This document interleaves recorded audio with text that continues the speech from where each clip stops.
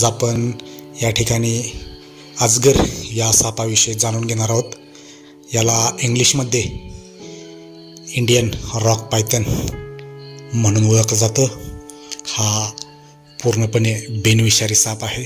याचं वर्णन फिकट तपकिरी रंगावर गडद तपकिरी धब्बे असतात, खवले मऊ, डोक्यावर कोणासारखी आकृती, डोळ्यातल्या बाहुल्या उभ्या आणि याची शेपटी आखूड असते।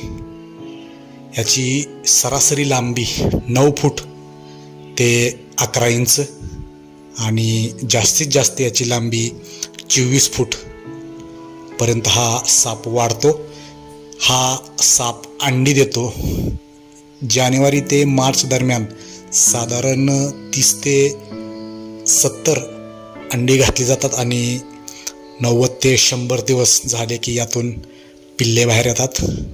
या सापाचं खाद्य ससे, हरणाची पिल्ले, डुक्कर, घुशी, कोंबड्या, शेळ्या, मेंढ्या आणि यासारखेच जंगलातील छोटे प्राणी हा खात असतो। याचं वसतिस्थान आपण बघितलं तर हा जास्त घनदाट जंगल आणि डोंगरामध्ये हा राहणे पसंत करतो।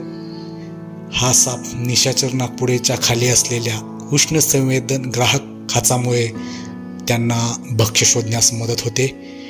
भक्ष्याला तोंडाने पकडल्यावर शरीराचा विळखा घालतो, आवळून गुदमरून मारतो, मग भक्ष्याच्या तोंडातून सुरुवात करून गिळतो। मध्यम आकाराचा प्राणी पचवायला त्याला अंदाजे 20 ते 25 आठवडे लागतात।